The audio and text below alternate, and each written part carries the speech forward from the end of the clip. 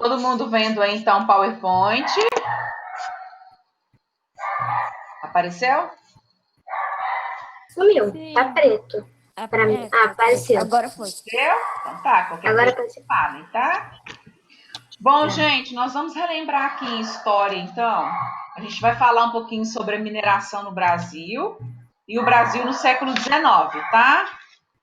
Então, só para a gente relembrar, o descobrimento de ouro e pedras preciosas no Brasil e o trabalho das minas, né, estimularam muito o desenvolvimento dos núcleos urbanos no interior do país. Então, a extração desses minérios era feita em grande parte por pessoas escravizadas de origem africana que trabalhavam por muitas horas e em péssimas condições de trabalho. Tá?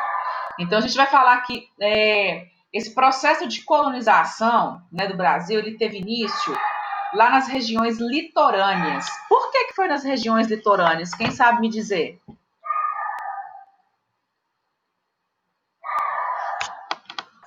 Hein, gente? Alguém aí? Eu tinha bugado. Eu tô achando. Pergunta de novo. Por que no início o início da colonização foi nas regiões litorâneas? de barco. Hã? Porque eles conheciam mais lá? Gente, porque teoricamente, né, os colonizadores portugueses, eles não conheciam direito o interior das terras. Então eles aproveitaram para ficar na região litorânea, porque era mais fácil também para eles embarcarem as mercadorias, né, para outros lugares. Então, por isso que eles ficaram nas regiões litorâneas.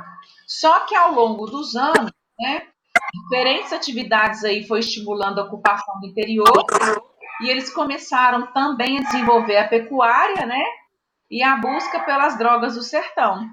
Então, a atividade que promoveu o maior deslocamento de colonos, né, para o interior do território foi a mineração, porque muitos estavam em busca de quê?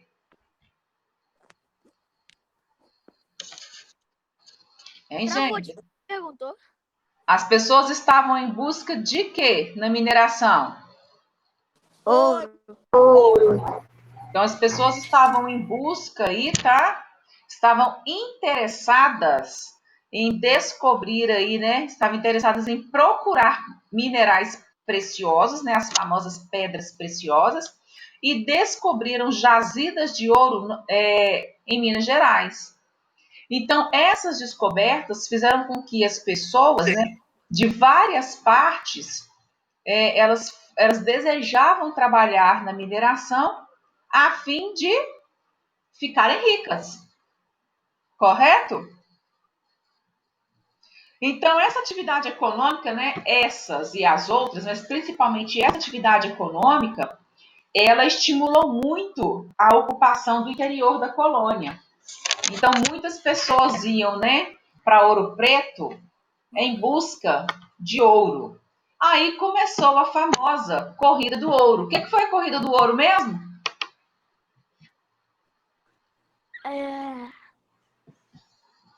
Não sei, esqueci. A Corrida do Ouro, gente, foi isso que eu falei. Foi a partir do momento que as pessoas migraram para a região das minas, né? Houve esse deslocamento grande de pessoas para a região das minas. Isso ficou conhecido como a Corrida do Ouro. Elas estavam correndo o quê? Atrás de ouro, em busca de ouro. Então, eu até coloquei aqui nesse slide, aqui, ó. Deslocamento de pessoas de várias partes do Brasil e vinda de escravos africanos. Tá? Isso aí foi tudo interesse pelo ouro. Só que, quando eles chegavam, né, nessas regiões, o que eles encontravam? Muitas pessoas tentando achar ouro? Sim, mas eles achavam que lá era fácil de se viver, de se morar. Como é que era? Dificuldade de sobrevivência, fome, miséria, falta de moradia. Sim. Então, os habitantes dos primeiros arraiais, né, eles sofriam com as condições ruins de suas moradias e com outros problemas, como a falta de alimentos. Então, lá na região da mineração, tá, havia poucas pessoas que se dedicavam ao cultivo de lavouras. Então, dessa maneira, como que os alimentos chegavam lá? Quem que levava esses alimentos? Tinha umas Você pessoas. não tá 247, tia? Tropeiros. Da corrida Tropeiros, excelente. Então, os tropeiros faziam, né, esse transporte aí das mercadorias nos lombos das mulas. Por quê? Porque os alimentos que eles compravam, né, quase todos os alimentos que eles precisavam eram trazidos de outros lugares. Então, os preços eram altíssimos. Então, quem fazia esse transporte, né, desses alimentos aí eram os tropeiros, tá? Essas mercadorias elas eram trazidas de outras regiões da colônia e os tropeiros faziam fazer esse deslocamento desses lugares, né, e levavam para eles aí. Então, os tropeiros, na verdade, gente, eles abriam os caminhos e permitiam maior contato com as pessoas aí entre as regiões da colônia. Então, ao longo desses núcleos, né, desses caminhos, isso aí foi virando o quê? Cidade, tá? Os tropeiros, eles partiam lá do Rio Grande do Sul e iam parando em diversas vilas e cidades para realizar esse comércio, tá? Então, entre as principais cidades onde os tropeiros faziam essas paradas, era Lapa, no Paraná, e a cidade de Sorocaba, em São Paulo, tá? Gente, isso ficou claro para vocês, a Corrida do Ouro? Sim. E aí foi nessa época, né, que Tia, que bairro você tá? iniciou-se as plantações, a criação de animais, né, que é a pecuária, o comércio, né, com outras regiões, e a moeda era o ouro. Agora eu vou para a página 248. Tá. Vou ter que tirar aqui, gente, não está indo. Então a gente já falou esse.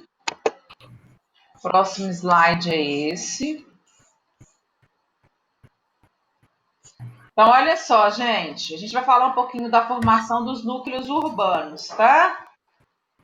Ao longo do século XVIII, então, foram formados aí alguns arraiais nessas regiões, né? E elas foram crescendo, dando origem aí às vilas e às cidades, tá? Só que a sociedade, ela era mais variada do que aquela formada lá nos engenhos de açúcar. Então, tinha diferentes profissionais, tá? E com isso, né, essas sociedades elas eram marcadas por grande desigualdade social. Então, a maior parte da população ela era formada por africanos e afrodescendentes escravizados que já estavam desde o período da colonização, né, da época dos engenhos de açúcar, tá?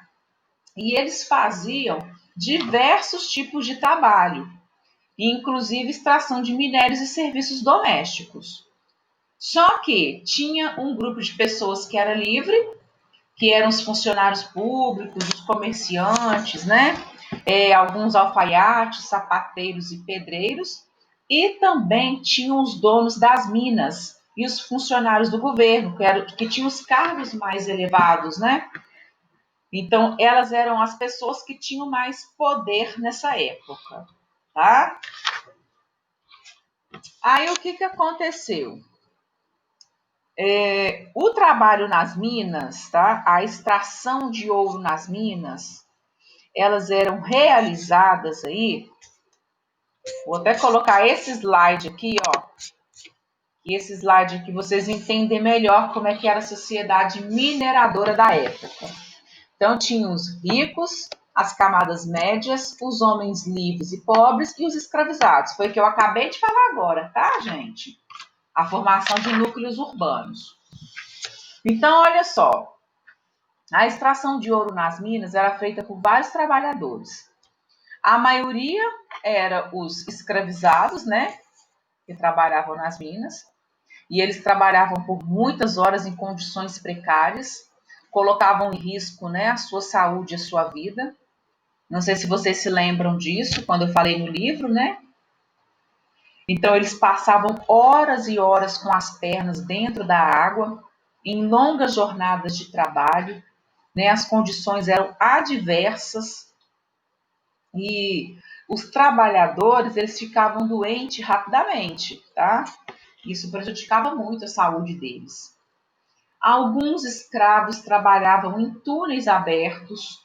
Quando o ouro nos leitos dos rios se esgotavam, o risco de desabamento era grande, porque eles iam, né, cavando até achar, então aquilo ali acabava que podia desabar. Aí tinha os feitores, que eles, né, ficavam vigiando permanentemente aí, né, e ameaçavam os escravos por meio de violência. Então, o trabalho nas minas era esse, tá? Aí eu coloquei essa foto aqui, tá? Essa imagem da sociedade mineradora, para vocês perceberem a diferença das pessoas, dos ricos, né? Aqui a gente tem um homem rico, vocês podem perceber.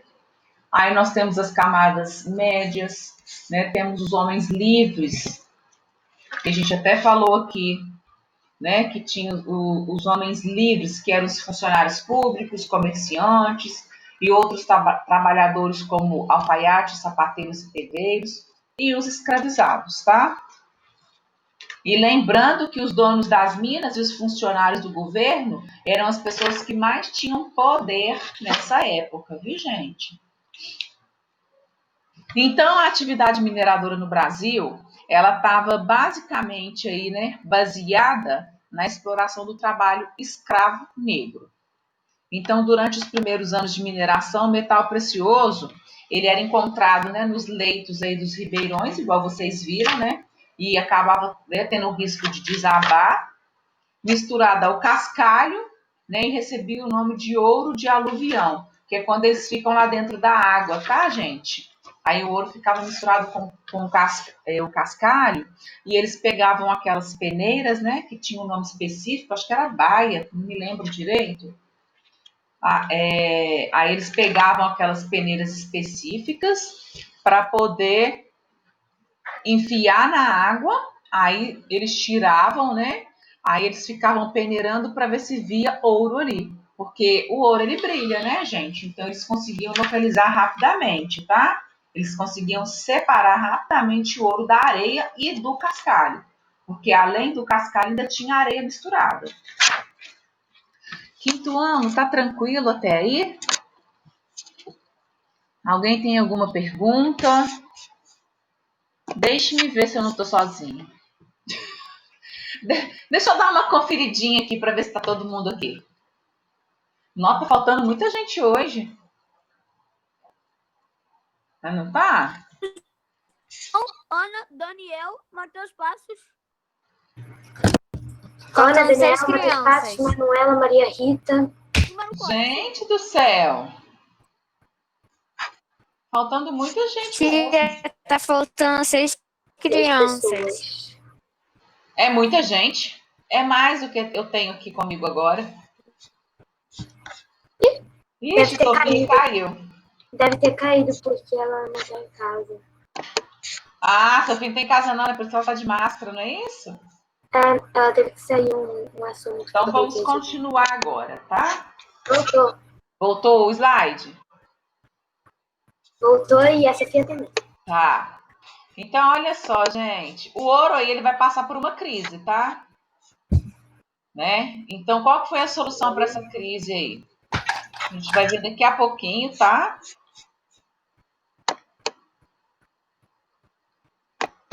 Deixe-me colocar.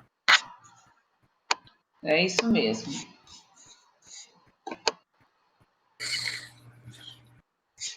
Então, olha só, gente. O controle das minas. Já já eu falo desse slide, tá bom?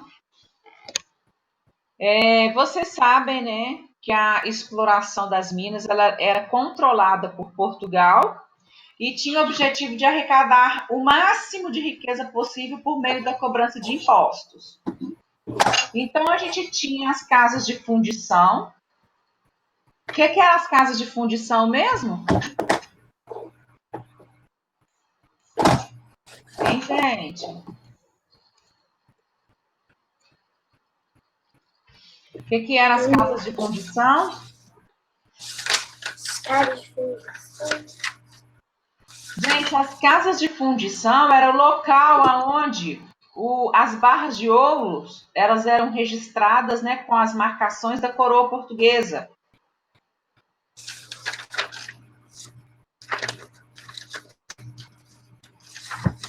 Lembraram? Então, olha só. Aí a gente tinha alguns impostos que eram cobrados pelos portugueses. O mais importante deles era o quinto. Quem sabe me contar como é que era arrecadado o quinto?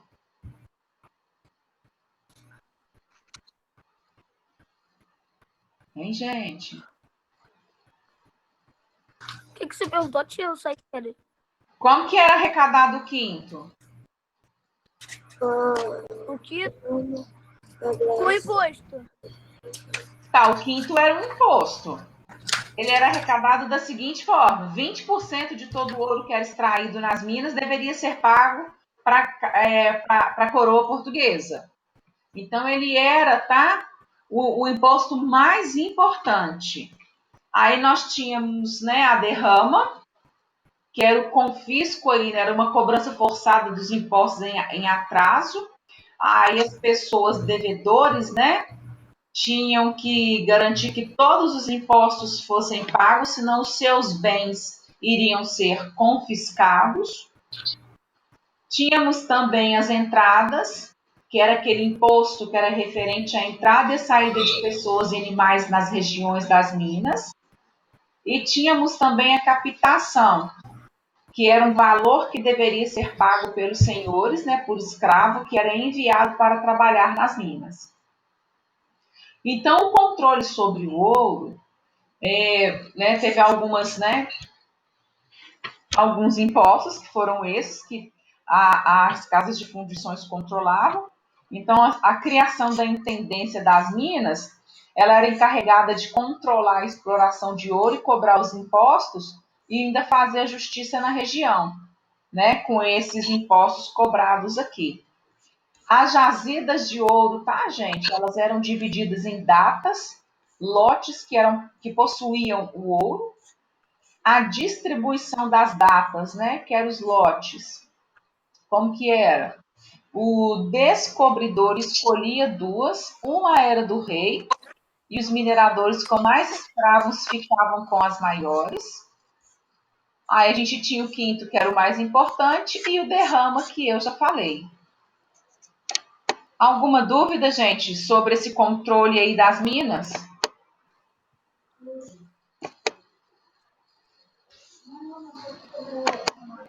Tem certeza? Tá tranquilo? Então eu vou passar. Olha só, gente. Essa corrida do ouro, tá? Ela trouxe algumas consequências aí para esse ciclo do ouro, certo? Quais foram essas consequências? Povoamento de áreas no interior do Brasil, crescimento da vida urbana, surgimento de novas vilas e cidades, mudança da capital do Brasil de Salvador para o Rio de Janeiro, desenvolvimento do porto do Rio de Janeiro, onde o ouro era desembarcado aí para Portugal, o deslocamento do eixo econômico do Nordeste para o Sudeste e a consolidação do mercado interno. Então, isso aí foi um pouco do resuminho, tá? Sobre as consequências do ciclo do ouro. Isso tudo aconteceu, gente, de forma muito rápida, tá? A gente pode observar aí, tem muito disso aí, quando a gente fala, tá?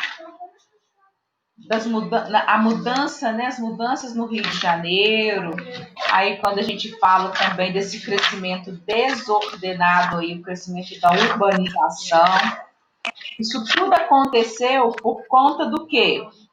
Por conta do ciclo do ouro, tá?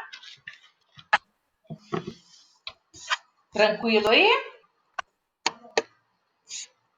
Gente, olha só. Então, eu não estou conseguindo passar aqui. Então, a solução para essa crise foi o quê? Em Portugal, ela foi, né, se arrastava uma greve, uma grave crise econômica aí, desde a metade do século XVII. Então, os portugueses saíram, né, de duas grandes guerras, que foi contra a Espanha e contra a Holanda. As guerras tiveram altos custos e, por causa dos conflitos, Portugal perdeu importantes colônias na África e na Ásia. E no Brasil, o que aconteceu foi a queda do preço do açúcar na Europa, tá? Então, a gente falou aí nesses slides um pouquinho sobre esse período aí da mineração. Tá tranquilo aí, gente? Mineração no Brasil, posso continuar? Bom, então saindo do controle das minas, a gente vai falar agora um pouquinho sobre a Inconfidência Mineira e a Conjuração Baiana. Não sei se vocês se lembram qual que é a diferença de uma e outra. Alguém se lembra?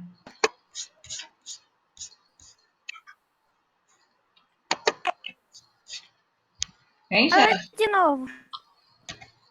Qual que é a diferença aí da Inconfidência Mineira e da Conjuração Baiana? Quem sabe me dizer?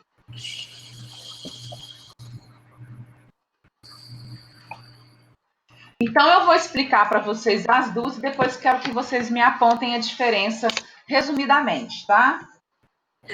Então vamos lá. A Inconfidência Mineira, ela teve, né, o local dela foi em Minas Gerais, o próprio nome já diz, tá? Ela aconteceu em 1789 e a inspiração foi um acontecimento que teve, né, da independência dos Estados Unidos. Quem que participou da Inconfidência Mineira? Então a gente tinha pessoas de classes médias urbanas, que eram os militares, os padres, os comerciantes, os estudantes, os professores e os funcionários públicos, e tínhamos também a elite, que eram os proprietários, né, eram os donos das minas de ouro. Qual que foi o objetivo da Inconfidência Mineira? A independência política, né, da proclamação. Primeiro foi a independência política, a proclamação da República, a liberação da instalação de manufaturas e a anistia das dívidas do governo, tá? Então, a gente teve um líder que foi o Joaquim José da Silva Xavier, que era conhecido como o Tiradentes, e tivemos aí outras pessoas que estavam juntos, né, com Tiradentes. Qual que foi o estopim? O que quer dizer estopim aqui nesse sentido aqui dessa frase? Qual foi a gota d'água para a Inconfidência Mineira? Foi o dia da derrama. Derrama era o que mesmo, gente?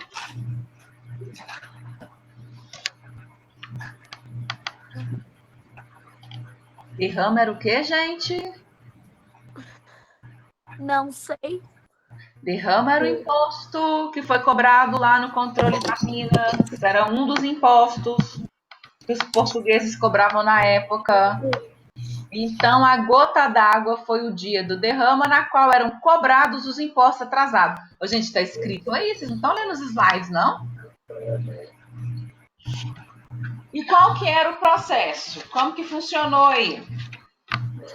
Os manifestantes iriam aproveitar o dia do derrama para tomar o poder de Vila Rica, né, que é Ouro Preto, e declarar a independência. Só que um dos participantes, que foi o Joaquim Silvério dos Reis, ele traiu o movimento e denunciou todo mundo que estava envolvido, tá? E tudo isso aí foi aclamado antes de estourar.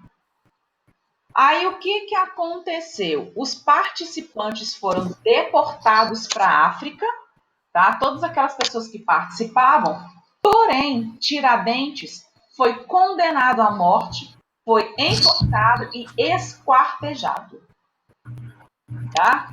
Por causa de uma pessoa, né?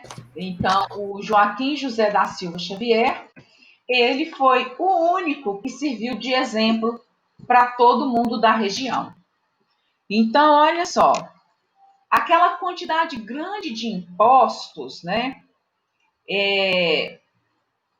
Elas ameaçaram, né? Que foi aí esse dia do derrama, e essas medidas autoritárias que foram adotadas por Portugal foi gerando aí uma grande insatisfação entre a população mineira. Então, a população mineira ela já estava esgotada de, né, aquela quantidade grande de impostos que a gente tinha, né, o quinto, entradas, derrama, captação, e as medidas que os governantes, né, de Portugal adotavam. Então, parte da população se revoltou contra a coroa e lutou para essa independência e para que ela fosse estabelecida, né, uma república na região. Então, esse acontecimento aí ficou conhecido como Inconfidência Mineira, né? As pessoas participaram da organização desse movimento. Aí a gente, né, tinha aqui as pessoas que participaram. Deixa eu tentar voltar aqui, né? Que vocês podem ver aqui os participantes. Então, participaram dessa organização vários comerciantes, fazendeiros, militares. E só que um deles delatou os planos para as autoridades, né, lá da coroa. Então, a revolta ela não chegou a acontecer. Por quê?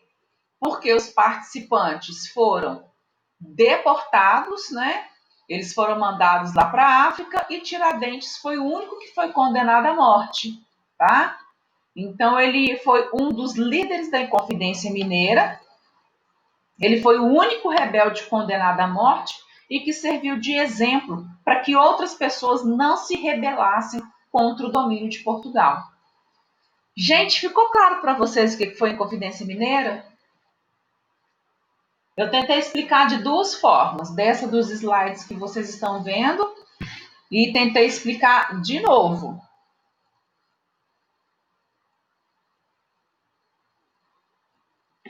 Então, só resumindo aí, né, esse resumo que eu fiz para vocês, eu acho que deu para ficar claro o que foi Inconfidência Mineira.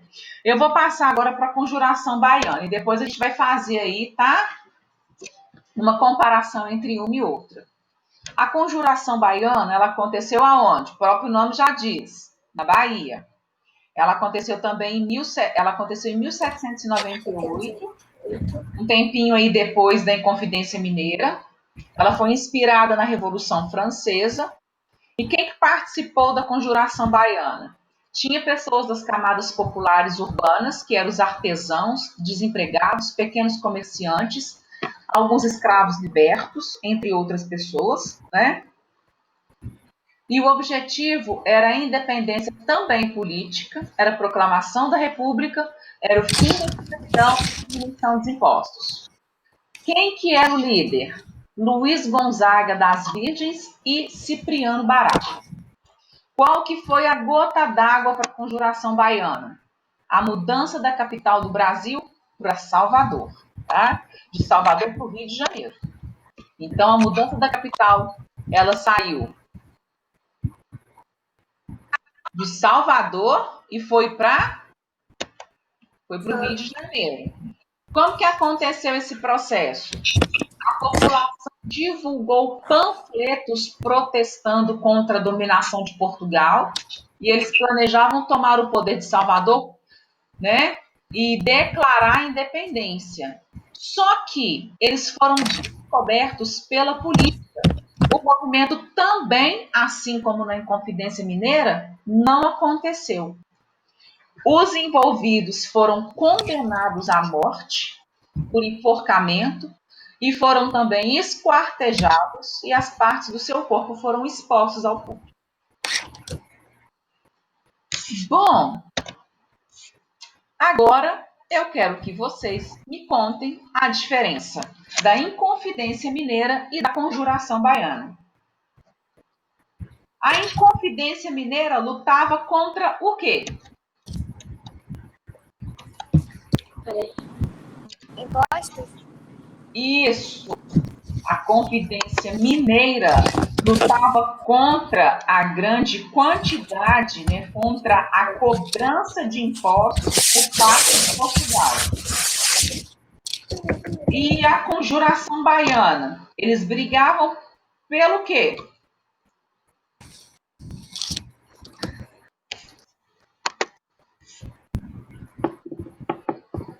Ligavam.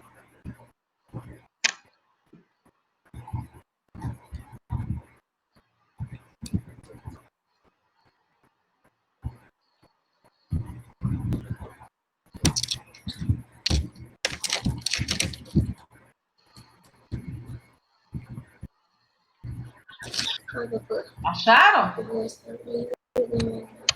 Ah, tá. Tá aí? Eu tô aqui esperando. Capital do Brasil. Gente, quem tá sem livro tá no slide. Inclusive, eu voltei o slide. Tá em objetivos. Qual que é o objetivo da Conjuração Baiana? Quem lê para mim? Independência política, proclamação da República, fim da escravidão e diminuição dos impostos. Então, gente, a diferença da Inconfidência Mineira, porque a Inconfidência Mineira eles se revoltaram contra a cobrança de impostos, né? Portugal fazia. Já a Conjuração Baiana, eles reivindicavam, né, os salários justos, libertação dos escravos, né, fim da proclamação da República, fim da escravidão, entre essas questões. Quem participou da Inconfidência Mineira? Quais foram as pessoas envolvidas? Nós tivemos na Inconfidência Mineira pessoas que participaram da organização os comerciantes, fazendeiros, padres, militares, isso. E na Conjuração Baiana, quem participou? Luiz Gonzaga das Virgens e Nananina. Quem Participou,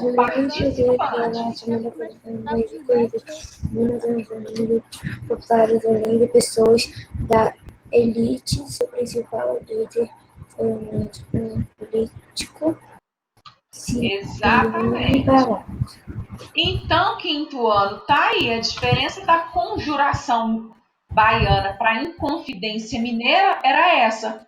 Inconfidência Mineira, eles, né, se revoltaram contra a cobrança de impostos por parte de Portugal, e quem participou foi os comerciantes, os fazendeiros, militares e os padres. E na Conjuração Baiana, eles, né, reivindicavam aí o fim, né, da escravidão, a proclamação da República, a independência política, diminuição de impostos, e quem participavam eram tanto os grupos populares quanto pessoas da camada, né, de elite. É isso aí, tá? Que vocês precisam saber. Agora ficou claro, gente? A gente está acabando, tá? Nós estamos acabando. Bom, pessoal, nós tivemos aí também, né, o Barroco Mineiro. O Barroco Mineiro foi considerado a primeira expressão artística, né, genuinamente brasileira. Então, no Brasil foram desenvolvidas algumas características próprias, né, do Barroco. Então, uso de cores fortes, representação de anjos e santos, né, com feições afro-brasileiras nas esculturas. E também algumas igrejas em Minas Gerais, elas têm esse estilo do Barroco Mineiro no interior de algumas delas, tá? Então, o Barroco Mineiro foi muito importante aí nessa época, né? para as pessoas, porque ele foi um estilo artístico que teve maior destaque, principalmente na construção de igrejas e de obras de arte no período da mineração. Tá? Agora a gente vai falar aqui sobre a independência do Brasil. Certo, gente? Certo. Aí coloquei essa historinha para vocês. Vocês estão conseguindo ver? Vê sim, mas não tô conseguindo ver. Ah, era isso que eu Sim. queria saber. Então eu vou ler, tá? Olha só. A partir de quando o Brasil ficou pertencendo a Portugal? Calma. Então, olha só. Desde que foi descoberto por Pedro Álvares Cabral, em 1500, o Brasil era uma colônia de Portugal. Em 1808, o rei de Portugal, Dom João, VI, e toda a sua família real mudaram-se para onde? Para o Rio de Janeiro. Mudaram para o Brasil e depois foram para o Rio de Janeiro, certo? Para evitar um conflito com Napoleão Bonaparte. Então, em 1821, o rei revoltou, Tia, para Portugal e tá me ouvindo? deixou seu filho, Dom Pedro Que bom. I, como príncipe regente do Brasil. Até aí vocês se lembram, né, gente? Sim.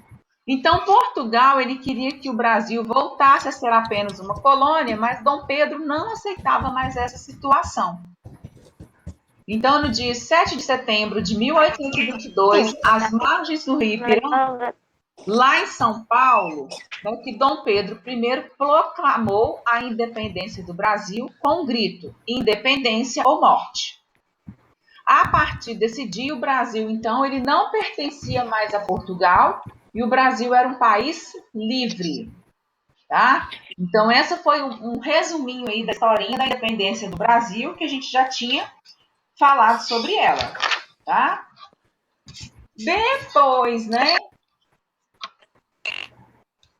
desse período,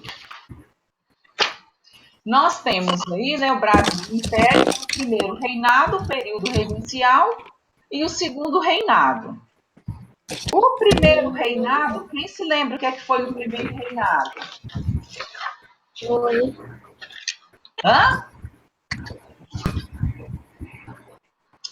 Ele foi o período que foi governado entre 1822 e 1831. E as medidas que foram adotadas aí foi a Assembleia Constituinte formada por senadores e deputados para elaborar uma Constituição do Brasil, correto? Correto. Então, isso aí foi o primeiro reinado, tá? O período regencial, que foi o próximo, depois de Dom Pedro I, ele passou a sofrer oposição de grande parte lá da sociedade brasileira por causa das medidas que ele tomava lá no primeiro reinado. Então, era ele que decidia ele que tomava todas as decisões sem perguntar para ninguém. Então, com isso, as pessoas foram ficando o quê? Foram ficando aí revoltadas com essa situação. Então, quando foi em 1831, Dom Pedro I, ele abdicou do governo brasileiro.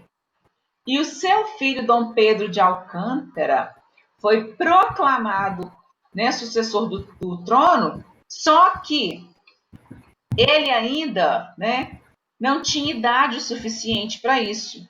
Então, até que ele tivesse idade para governar, quem governou lá durante esse período foi os regentes. Então, por isso que esse período ficou conhecido como período regencial. Tá? Porque como o Dom Pedro de Alcântara era criança e não podia assumir o governo até chegar à maioridade, o Brasil foi governado por regentes. Ficou claro por que desse nome, gente? Período regencial. E já o segundo reinado foi o quê? O que aconteceu? Em 1840, essas datinhas que vocês estão vendo aí, né? Eles queriam acabar, né, dar fim a esse governo regencial. Então, em 1840, um grupo de políticos antecipou a maioridade de Dom Pedro de Alcântara. Então, com 14 anos, ele foi coroado imperador do Brasil, recebendo o título de Dom Pedro II. Então, ele ficou conhecido como golpe da maioridade. Então, o governo dele ficou marcado pela volta da estabilidade, que os outros já não tinham, tá? E aos fins, golpes foram chegando aos finalmente, tá? Então, o Dom Pedro II, ele governou o país por 49 anos. Vocês estão vendo a data aí, né? Foi de 1840 a 1849. E durante esse segundo reinado aconteceu alguns fatos importantes. Então, nós temos o período de 1840, que ficou conhecido como golpe da maioridade. Dom Pedro II torna-se imperador. Em 1850, teve a aprovação da Lei Eusébio de Queiroz. Em 1854, foi inaugurada a primeira ferrovia no Brasil. Em 1871, a gente teve a aprovação da Lei do Ventre Livre. Em 1888, a proclamação da República. E em 1889, a assinatura da Lei Áurea, tá? Que colocou oficialmente aí o fim à escravidão. Então, esses fatos marcaram todo o período do segundo reinado, tá? Aí, para finalizarmos, o que vocês estão vendo nessa imagem?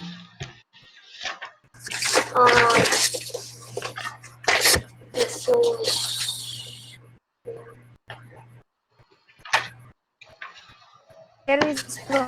Pessoas o quê? Estou esperando.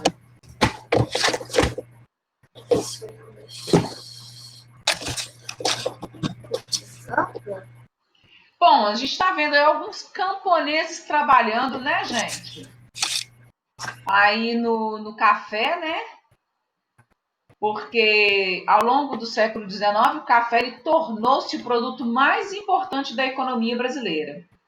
Então, a gente começou com o pau-brasil, depois foi os engenhos de açúcar, depois a extração do minério e depois, né, a ascensão do café. Então, muitas pessoas vieram trabalhar, tá? Vieram para o Brasil em busca, né, de melhores condições de vida e, obviamente, motivadas pelo governo, elas vieram trabalhar aí nas lavouras de café. Então, gente, começou-se aí o processo de modernização do Brasil. Porque com a riqueza obtida com a exportação do café, ela causou diversas transformações na região sudeste do país, onde estava concentrada a maior parte dos cafezais. Então, como o transporte era feito no lombo de mulas, eles acharam necessário construir ferrovias para poder agilizar aí, tá, esse transporte. Então, o lucro que foi gerado, né, pelas exportações de café, ele impulsionou a urbanização no Brasil. Então, as instalações dessas ferrovias aí propiciou a criação de diversas cidades próximas às suas estações. E sendo assim, diversos serviços públicos, né, como água, esgoto, iluminação pública, né, transporte, foram providenciados aí também. O cultivo de café ele era realizado nas grandes fazendas, como vocês estão vendo aí, né? Então, tinha, né? As dificuldades foram ficando cada vez maior, porque não podia trazer mão de obra escrava. Então, eles começaram a estimular a vinda de imigrantes para cá, que são esses aí que vocês estão vendo na foto. Então, o governo passou a incentivar os imigrantes, né, prometendo ótimas condições, né, de vidas e de salários. Só que quando eles chegaram aqui, não foi isso que eles encontraram, correto? Sim. E o que eles encontraram quando chegaram aqui?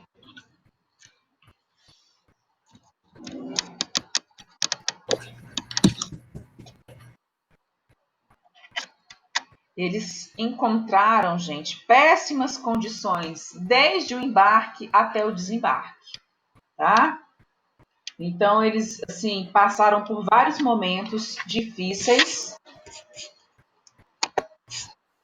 até chegar aqui no Brasil.